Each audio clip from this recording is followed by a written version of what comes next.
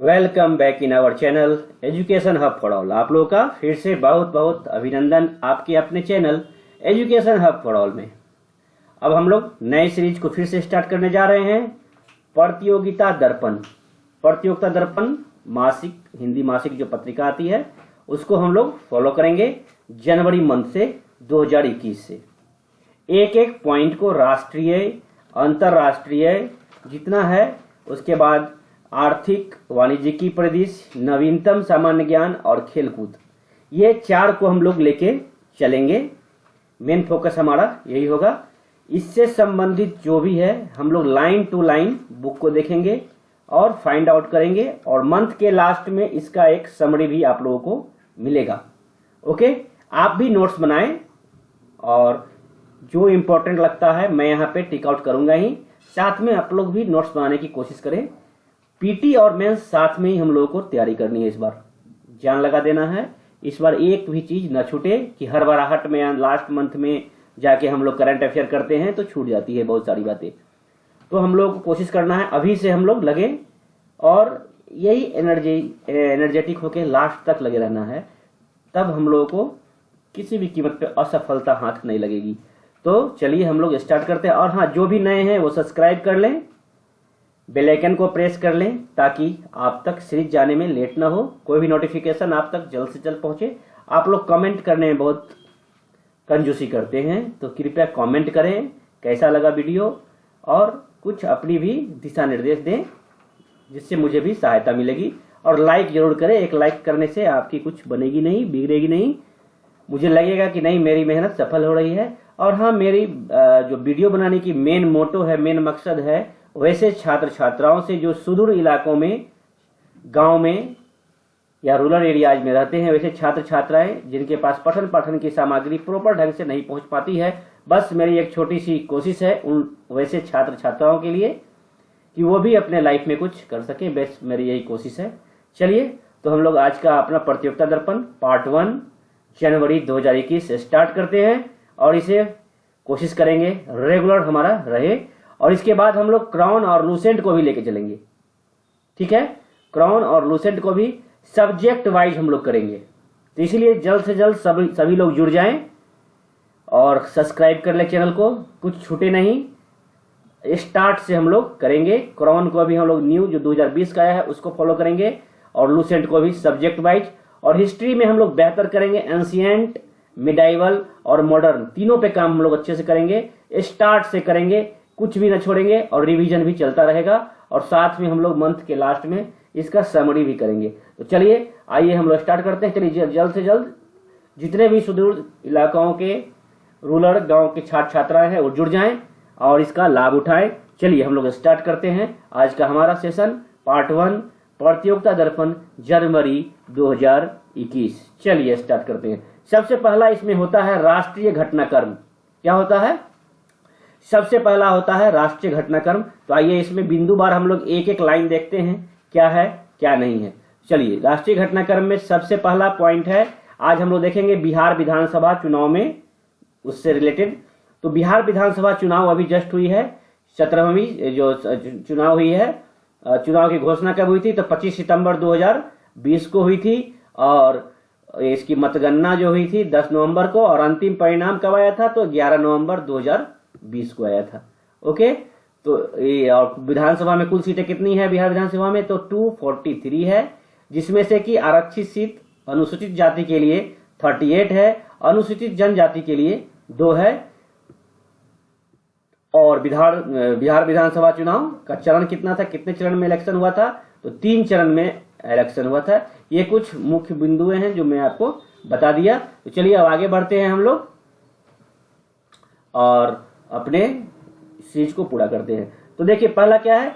बिहार विधानसभा चुनाव में एनडीए को अस्पष्ट बहुमत मिली, जिसमें कि नीतीश कुमार ही मुख्यमंत्री पद पर बरकरार रह गए, और ये कितने बार हैं? 7वीं बार मुख्यमंत्री के पद पे हैं, और लगातार 4थी बार। ओके, याद रखिएगा। चलिए पहले हम मुख्य बिंदु को देख लें। बिहार विधानसभा चुनाव में एनडीए को स्पष्ट बहुमत क्लियर है, और नीतीश कुमार ही मुख्यमंत्री पद पर बरकरार। ये याद रखिएगा कि एनडीए को स्पष्ट बहुमत मिली बिहार विधानसभा में और मुख्यमंत्री के पद पे श्री नीतीश कुमार ही बरकरार हैं। अन्य राज्यों में उपचुनाव वाली सीटों पर भी भाजपा का दबदबा रहा। 11 सीटों के लिए चुनाव के पश्चात राज्यसभा में एनडीए की शक्ति में वृद्धि। मानव रहित गगनयान की उड़ान अब 2021 के अंत तक संभावित है। जो मानव रहित जो है गगनयान उड़ान जो है 2021 के अंत तक संभावित है। केरल, झारखंड व पंजाब ने सभी सीबीआई जांचों के लिए प्रदत्त सामान्य सहमति वापस ले ली है।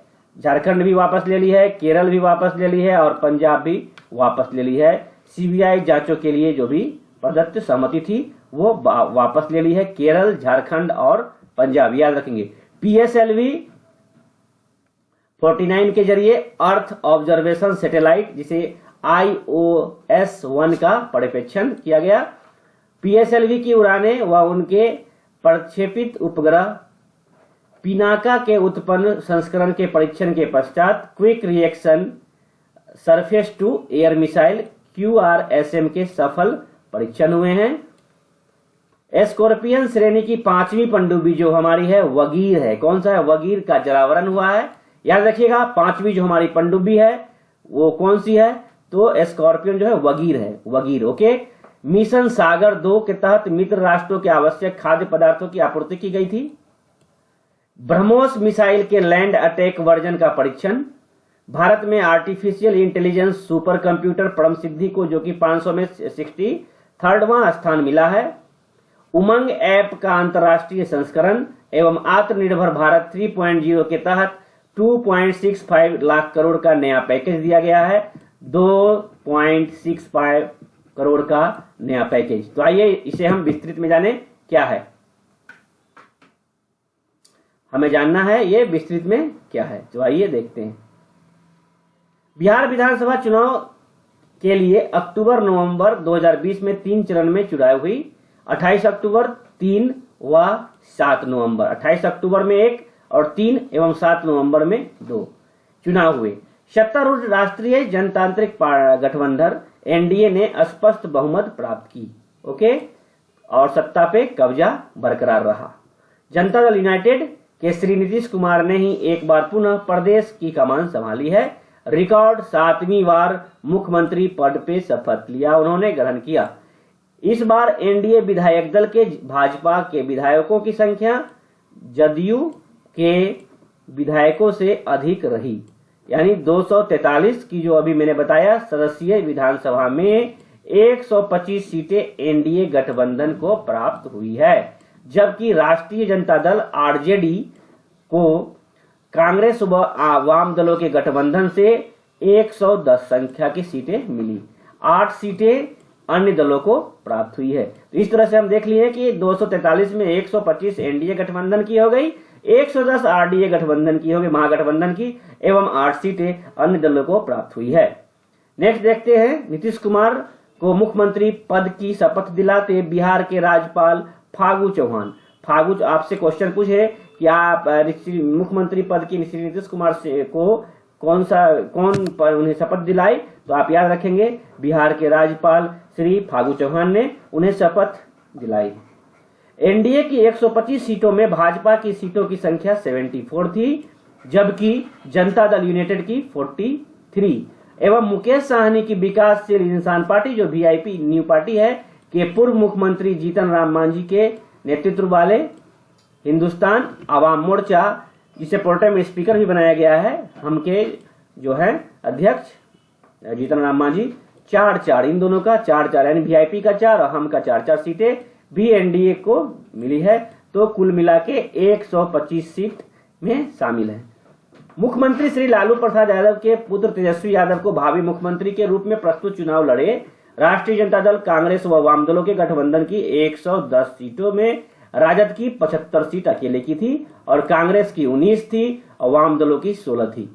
अन्य 8 सीटों में 5 सीटें असुद्दीन अवैसी की, AIMIM की तथा एक सीट थी एलजेपी लोक जनशक्ति पार्टी जो रामविलास पासवान जी की पार्टी थी और उनके पुत्र चिराग पासवान ने इस बार किया था। वो बसपा का बसपा की है, जबकि 1 सीटें निर्दलीय उम्मीदवार की है जो सुमित कुमार हैं, जमुई के हैं, याद रखिएगा। इस प्रकार इन चुनावों में 243 सीटों सदस्यों विधानसभा में 75 सीटों के साथ राजद सबसे बड़ी पार्टी बनी, जबकि 74 सीटों के साथ भाजपा दूसरी सबसे बड़ी पार्टी बनी। ये देखिए कुछ डाटा दिया हुआ है बिहार विधानसभा, बिहार चुनाव 2020 का। कुल सीटें 243 थी, तो यहाँ देख लीजिए एनडीए के खाते में 125, महागठबंधन के खाते में 110, लक्ष्य 122 था, तो अन्य 8। एनडीए की 125 जिसमें बीजेपी का 74 था, 43 आपके जेडीयू का था, हम का आपका 4 था और वीआईपी का आपका 4 था। महागठबंधन 110 में 75 सीट आपके आरजेडी का, कांग्रेस का आपका 19 और सीपीआई का आपका 12 और सीपीआईएम का 2 सीट मिली, अन्य आपके 8 हैं। इस तरह से हम लोगों ने देखा कि कितने सीट किनको आई है। ये सब इंपॉर्टेंट है, एग्जामिनेशन में किसी भी तरह से पूछी जा सकती है।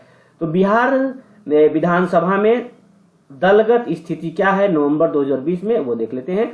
राष्ट्रीय जनतांत्रिक गठबंधन एनडीए 125 सीट, जिसमें कि भाजपा को मिला 74, जनता दल यूनाइटेड को मिला 43 और वीआईपी का 4 और हम का भी 4। ओके, महागठबंधन में हम लोगों ने देखा 75 सीट आरजेडी का, कांग्रेस का 19 और वाम दल का 16, तो अन्य 8, जिसमें कि ये देख लीजिए इस तरह से कुल मिला के योग हो गया 243 सीट हो गया। चुनाव के इन परिणामों के चलते एनडीए गठबंधन का ही सत्ता पर कब्जा बरकरार रहा, किंतु इस गठबंधन में भाजपा बड़े भाई साबित हुए की भूमिका में है। उसकी पार्टी की संख्या 74 है, जबकि नीतीश कुमार जी की जनता दल यूनाइटेड की सीटें कितना है 43। इसके बावजूद चुनाव के पूर्व किए गए प्रचार के अनुरूप नीतीश कुमार को ही एनडीए विधायक दल का नेता चुना गया, मुख्यमंत्री उन्हें बनाया गया, किंतु इस सरकार में 2 उप मुख्यमंत्री भी बनाए गए हैं, श्री तारकिशोर प्रसाद जो कि कटिहार विधानसभा से हैं, एवं रेणु देवी भाजपा जो कि बेतिया की बनाई गई है। राज्यपाल फागू चौहान ने 16 नवंबर याद रखिएगा, राज्यपाल फागू चौहान ने 16 नवंबर को पटना में राजभवन में एक सादे समारोह में श्री नीतीश कुमार को मुख्यमंत्री पद की शपथ दिलाई। याद रखेंगे मुख्यमंत्री को कब शपथ दिलाई गई, तो 16 नवंबर को, याद रखेंगे 16 नवंबर को शपथ दिलाई गई। उन्होंने 7वीं बार मुख्यमंत्री की पद शपथ ग्रहण की है। उनके साथ 14 अन्य मंत्रियों ने उस दिन शपथ ग्रहण की, जिसमें जनता दल यूनाइटेड के 5 और भाजपा के 7 एवं हम के 1 एवं जीवत राम मांझी के पुत्र संतोष कुमार सुमन तथा वीआईपी से 1 मुकेश सहनी को मंत्री बनाया गया है। ओके, विधानसभा चुनाव में पराजित श्री सहनी अभी किसी सदन के सदस्य नहीं हैं, ये भी याद रखना है। वो जीते नहीं थे, हार गए थे, पराजित है। शपथ ग्रहण समारोह में उपस्थित हस्तियों में केंद्रीय गृह मंत्री अमित शाह व भाजपा के अध्यक्ष जेपी नड्डा भी शामिल थे। जनता दल मंत्रिमंडल का विस्तार के बाद में क्या किया जाएगा। बिहार विधानसभा के इस चुनाव में अधिकांश सीटों पर कड़ा मुकाबला था। इस चुनाव में सबसे कम 12 मतों से विजयी जो हुए हैं वो हुए हैं जनता दल यूनाइटेड के कृष्ण मुरारी शरण। याद रखेंगे सबसे कम मतों से जो विजय हुए हैं वो हैं जनता दल यूनाइटेड के श्री के कृष्ण मुरारी शरण के निकटतम एनडीए उम्मीदवार आत्री मुनि और शक्ति सिंह यादव हिलसा सीट पर दर्ज की। निर्दलीय उम्मीदवार सुमित कुमार सिंह यही हैं, याद रखिएगा, मैंने बताया था पहले भी। निर्दलीय उम्मीदवार सुमित कुमार सिंह चकाई निर्वाचन क्षेत्र से, जमुई में ही पड़ता है ये, चकाई निर्वाचन क्षेत्र से, याद रखेंगे। निर्दलीय उम्मीदवार जो है चकाई निर्वाचन क्षेत्र में एनडीए की सावित्री देवी को 581 मत से पराजित किया। सुमित कुमार निर्दलीय उम्मीदवार के रूप में चुनाव जीतने वाले एकमात्र प्रत्याशी हैं। अब देखते हैं अन्य राज्य में उपचुनाव वाली सीटों पर भी भाजपा का दबदबा है। तो बिहार विधानसभा चुनाव के साथ ही विभिन्न राज्यों में विधानसभाओं की रिक्त सीटों के लिए हुए उपचुनाव में भी भाजपा का ही पलड़ा भारी रहा। मध्य प्रदेश विधानसभा की 28 रिक्त सीटों के लिए मतदान 3 नवंबर को कराया गया था। उनमें से 19 सीटों पे भाजपा के तथा 9 सीटें कांग्रेस के खाते में गई है। इससे प्रदेश विधानसभा में भाजपा स्पष्ट बहुमत की स्थिति में आ गई है। उपचुनावी मध्य प्रदेश की बात की है। पूर्व मध्य प्रदेश की 230 सदस्यीय विधानसभा में, याद रखिएगा मध्य प्रदेश में कितनी सीटें हैं विधानसभा में, तो 230, भाजपा की 107 थी तथा स्पष्ट बहुमत के लिए 9 सीटों की ही उन्हें आवश्यकता थी। जो 19 सीटें प्राप्त हो जाने से प्रदेश में शिवराज सिंह चौहान की सरकार ही बरकरार रहेगी। क्लियर हो गया। मध्य प्रदेश में अगर सीट पूछे तो 230 है। उत्तर प्रदेश में 7 सीटों के लिए भी उपचुनाव हुई है, 3 नवंबर को कराया गया था। इनमें से 6 सीटों पर भाजपा विजय रही। अब देख सकते हैं कि आप 7 सीटों के लिए चुनाव कराया गया, उसमें से 6 सीटें भाजपा को मिली, जबकि 1 सीट सपा के खाते में गई है। गुजरात में 3 नवंबर के उपचुनाव वाली सभी 8 सीटों पर भाजपा ने ही विजय दर्ज कराई। मतलब जो भी सीट थी पूरे के पूरे सीट 8 का 8 भाजपा को ही चली गई। 3 नवंबर को हुई थी। 11 सीटों के लिए चुनाव के लिए पश्चात राज्यसभा में एनडीए की शक्ति वृद्धि। राज्यसभा को 11 रिक्त होने वाली सीटों के लिए चुनाव नवंबर 2020 में संपन्न हुई। इनके परिणाम के चलते उच्च सदन में भाजपा की सीटों की संख्या में वृद्धि हुई है तथा इससे एनडीए की स्थिति पहले से मजबूत हुई है। तथापि इस सदन में स्पष्ट बहुमत अभी भी वह दूर है। राज्यसभा के लिए उत्तर प्रदेश से 10 व झारखंड से 1 सीटें सहित कुल 11 सीटों के लिए चुनाव 9 नवंबर 2020 को हुई है। उनमें 9 सीटों पर भाजपा के प्रत्याशी विजयी रहे। 9 सीटों पर भाजपा के ही प्रत्याशी विजयी रहे तथा एक सीट सपा व भाजपा के खाते में गई है। 11 सीटों पर चुनाव निर्विरोध ही संपन्न हुआ। केंद्रीय मंत्री श्री हरदीप सिंह पुरी, जिनकी राज्यसभा में सदस्यता बरकरार नवंबर 2020 में समाप्त होनी थी, 6 वर्ष के लिए एक कार्यकाल के लिए निर्वाचित हुए हैं। कौन? तो हरदीप सिंह पुरी। नए निर्वाचित सदस्यों की सदस्यता 25 नवंबर 2020 से 2026 तक के लिए है। इस चुनाव के पश्चात उच्च सदन में भाजपा के सदस्यों की संख्या में वृद्धि हुई है। भाजपा तथा एक समाजवादी पार्टी ने 3 सीटों के इस चुनाव में गंवाई है। सीटों की संख्या में इस वृद्धि के बावजूद राज्यसभा में स्पष्ट बहुमत एनडीए को अभी प्राप्त नहीं है। तथापि इन परिस्थिति में राज्यसभा में महत्वपूर्ण विधेयक को पारित करना इसके लिए थोड़ा और आसान हो गया है। उसे 4 नामित सदस्यों का भी समर्थन वापसी आसानी से मिल सकता है। इसके अलावा महत्वपूर्ण विधेयक पर उसे अन्ना द्रमुक विजद टीआरएस और वाईएसआर कांग्रेस का भी साथ मिल सकता है। तो आइए यहाँ पे हम देखते हैं बिहार के मुख्यमंत्री तो कौन है। पहले मुख्यमंत्री बिहार के कौन है?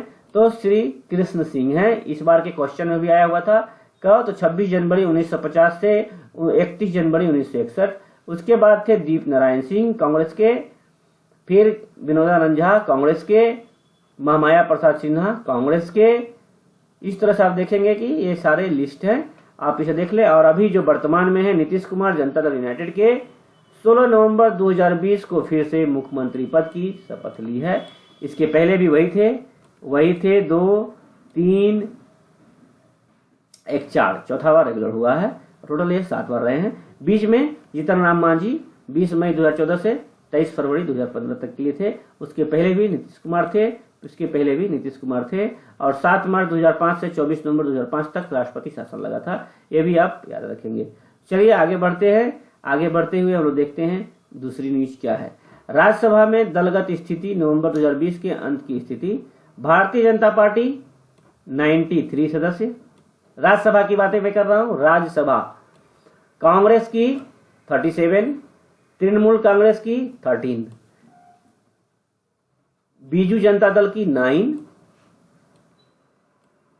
एआईडीएमके का 9, तेलंगाना राष्ट्र समिति का 7, डीएमके का 7, वाईएसआर कांग्रेस का 6, CPIM का 5, जनता दल यूनाइटेड का 5, समाजवादी पार्टी का 5, राष्ट्रीय जनता दल RJD का 5 और राष्ट्रवादी कांग्रेस पार्टी का 4 और मनोनीत हैं 4। आम आदमी पार्टी, शिवसेना, शिरोमणि अकाली दल, बसपा, जम्मू कश्मीर PDD, ये सब मिला के 3 हैं, टोटल 12 होते हैं। बाकी ये एक एक करके 16 पार्टी का सीट है, जिसमें से कि एक seat Sikkim Democratic Party, National Peoples Party, ये सारा पार्टी का अलग अलग से है। अब हम बात करते हैं केरल, झारखंड व पंजाब ने भी CBI जांचों के लिए प्रदत्त जो थी सहमति वापस ले ली है। ओके, वापस ले ली है। कौन कौन वापस ली है? तो झारखंड, केरल और पंजाब ने जो परमिशन दी थी CBI जांच के लिए, उससे क्या कर ली है? अपनी सहमति वापस ली। गैर भाजपा शासित प्रदेश है केरल, राज्य केरल, झारखंड व पंजाब भी नवंबर 2020 में ऐसे राज्यों में शामिल हो गए हैं जिन्होंने किसी भी आपराधिक मामले में जांच के लिए CBI को प्रदत्त सहमति वापस ले ली है। इससे इन राज्यों में किसी भी जांच के लिए इनकी सरकारों से अनुमति CBI को लेनी होगी। इस प्रकार से ऐसे राज्यों की संख्या अब 9 हो गई है। याद रखेंगे, इसकी संख्या अब 9 हो गई है जिनमें किसी भी मामले की जांच के लिए अलग से अनुमति CBI को लेनी होगी। महाराष्ट्र सरकार ने सुशांत राजपूत मृत्यु के मामले के पश्चात टीवी चैनलों की TRP रेटिंग में घोटाले की जांच में राज्य पुलिस की जांच के साथ साथ CBI जांच भी शुरू होने पर CBI को प्रदत्त सामान्य सहमति 31 अक्टूबर 2020 को वापस ले ली थी। महाराष्ट्र सरकार के इस निर्णय के पश्चात केरल ने 1 नवंबर को, झारखंड ने 3 नवंबर को और पंजाब ने 8 नवंबर को ऐसी सामान्य सहमति वापस लेने की घोषणा की है। आंध्र प्रदेश व पश्चिम बंगाल सरकारों ने भी सामान्य सहमति 2018 में तथा राजस्थान ने इसी वर्ष 2000 जुलाई में वापस ले ली है। छत्तीसगढ़ द्वारा भी ऐसी ही सामान्य सहमति इस वर्ष वापस ली जा चुकी है, जबकि त्रिपुरा, मिजोरम CBI जांचों के लिए सामान्य सहमति पहले से ही नहीं है। त्रिपुरा और मिजोरम में पहले से ही नहीं है। इस प्रकार ऐसे राज्यों की कुल संख्या 9 हो गई है जहां राज्य सरकार की अनुमति के बिना CBI न तो किसी की मामले की जांच कर सकेगी तथा न ही कोई नया केस दर्ज कर सकेगी। इन राज्यों में CBI को अब हर केस या जांच के लिए राज्य सरकार की अनुमति लेनी होगी। ज्ञातव्य हो कि आतंकवाद के विरुद्ध जांच के लिए 2008 के लिए गठित NIA को भी पूरे देश में जांच की स्वतंत्रता है। इसी प्रकार मनी लॉन्ड्रिंग मामले में प्रवर्तन निदेशालय ED की पूरी देश में कहीं भी जांच के लिए कोई प्रतिबंध नहीं है। इनके विपरीत CBI का संचालन 1946 के लिए दिल्ली विशेष पुलिस स्थापना अधिनियम के तहत होता है। इस अधिनियम के तहत अनुच्छेद 6 में संशोधन की आवश्यकता विशेषज्ञों ने बताई है ताकि राष्ट्रीय जांच एजेंसी NIA की तर्ज पर CBI को भी आपराधिक मामलों की जांच के लिए राज्यों की सहमति लेना जरूरी न रहे, जिससे वह अपना कार्य स्वतंत्र रूप से कर सके। एक और है हमारा क्या, PSLV 49 के जरिए EOS 1 का प्रक्षेपण। ध्रुवीय उपग्रह प्रक्षेपण यान PSLV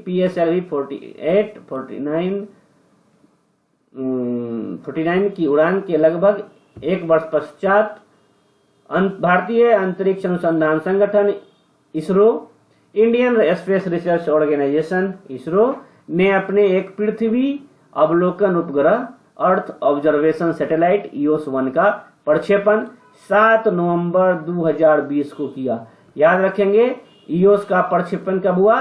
तो 7 नवंबर 2020 को किया। यह प्रक्षेपण श्रीहरिकोटा आंध्र प्रदेश स्थित सतीश धवन अंतरिक्ष केंद्र से ध्रुवीय उपग्रह प्रक्षेपण यान के जरिए किया गया है। ये स्पेस जरूर याद रखेंगे, इंपॉर्टेंट है, पूछ देगा EOS 1 का प्रक्षेपण कब और कहां किया गया। तो 7 नवंबर 2020 को प्रक्षेपण श्रीहरिकोटा आंध्र प्रदेश स्थित सतीश धवन अंतरिक्ष केंद्र से ध्रुवीय उपग्रह प्रक्षेपण यान polar satellite launch vehicle PSLV 49 के जरिए किया गया है।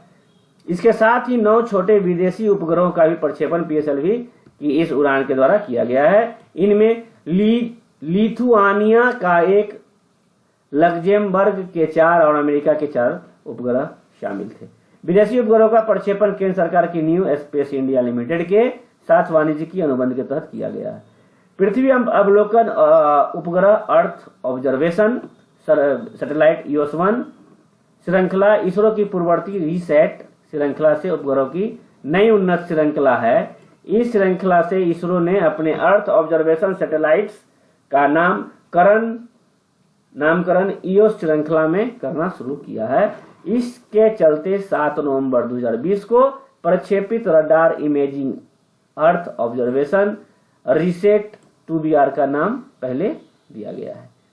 अब देखते हैं मानव रहित गगनयान की उड़ान अब 2021 के अंत तक संभावित है। तो क्या है, अंतरिक्ष में मानव युक्त अंतरिक्ष उड़ानों की योजना को कार्यान्वित करने की दिशा में कदम आगे बढ़ाते हुए भारतीय अंतरिक्ष अनुसंधान संगठन इंडियन स्पेस रिसर्च ऑर्गेनाइजेशन पहले 2 मानव रहित गगनयानों का प्रक्षेपण करेगा। ऐसे पहले क्रूलेस गगनयान का प्रक्षेपण 2020 में किया जाना प्रस्तावित था, जो कोरोना संक्रमण के कारण विलंब हुआ था। पहले क्रूलेस गगनयान का प्रक्षेपण अब 2021 के अंत तक संभावित है।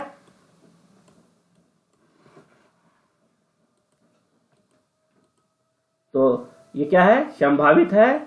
अतः स्वदेश विकसित रोबोट व्योमित्र को इस उड़ान के जरिए अंतरिक्ष में भेजने की इसरो की योजना है। व्योमित्र याद रखिएगा, यह महिला रूपी रोबोट बिल्कुल इंसानों की तरह व्यवहार करते हुए अंतरिक्ष में रिपोर्ट इसरो को भेजेगा। ऐसे दूसरा क्रूसेल गगनयान 2022 में भी लॉन्च किया जाएगा। 21 के बाद 2 मानव रहित उड़ानों के पश्चात मानव युक्त गगनयान के प्रक्षेपण की इसरो की योजना है। यह प्रक्षेपण इसरो के स्वदेश निर्मित भू स्थैतिक प्रक्षेपण यान GSLV Mk3 के जरिए किया जाएगा। गगनयान को कम से कम 7 दिन तक 300 से 400 किलोमीटर की निम्न पृथ्वी कक्षा लो अर्थ ऑर्बिट में रखा जाएगा। मानव युक्त गगनयान की उड़ान के लिए संभावित अंतरिक्ष यात्रियों का चयन इसरो द्वारा कर लिया गया है, जिन्हें रूस में इसके लिए प्रशिक्षण दिया जा रहा है। तो ये आज कुछ की इंपॉर्टेंट न्यूज थी। आज की हम लोग देखे पार्ट 1 में अंतर्राष्ट्रीय। इसके बाद हम लोग इसी का जो नेक्स्ट सेकेंड पार्ट आएगा, इसमें हमारा राष्ट्रीय घटनाक्रम खत्म हो जाएगा, क्योंकि वीडियो ज्यादा बड़ा बना देने से प्रॉब्लम होगी। इसके बाद हम लोग देखेंगे PSLV की उड़ानें व उनके प्रक्षेपित उपग्रह कौन कौन से, जैसे PSLV D1, PSLV D2, D3, C1, C2, C3, C4 कब कब हुई प्रक्षेपित, 1 से लेके हम लोग पूरे देखेंगे 2020 तक का। तो चलिए आज के लिए इंपॉर्टेंट जो भी था पार्ट 1 हमारा कंप्लीट हो गया। नेक्स्ट कल इसी टाइम में आप लोगों का वीडियो अपलोड हो जाएगा। तो क्या करेंगे, आप लोग जो भी नए हैं वो सब्सक्राइब कर ले, बेल आइकन को प्रेस कर दे, ताकि ये सीरीज में आप तक जल्द से जल्द पहुंच सके और आपको किसी भी तरह की प्रॉब्लम ना हो, नोटिफिकेशन जल्द से जल्द आप तक पहुंच सके। तो सब्सक्राइब कर ले, बेल आइकन को प्रेस कर ले नोटिफिकेशन जल्द से जल्द पाने के लिए। और हाँ, इसके बाद हम लोग क्रोन को करेंगे। क्रोन को भी हम लोग शुरू से एकदम स्टार्ट करेंगे और लाइन टू लाइन स्टडी करेंगे, ताकि कोई भी पॉइंट छूट ना सके। इसलिए आप सब्सक्राइब कर ले, बेल आइकन को प्रेस कर ले, लाइक कमेंट शेयर जरूर करें अपने साथियों को, जैसे कि जो भी सुदूर इलाके में रहते हैं छात्र छात्राएं या शहर में जो आपके हैं, उन्हें आप शेयर करें ताकि इसका लाभ वो भी उठा सके। चलिए बाय बाय, टेक केयर, स्वस्थ रहे, अच्छे से पढ़े, बाय बाय।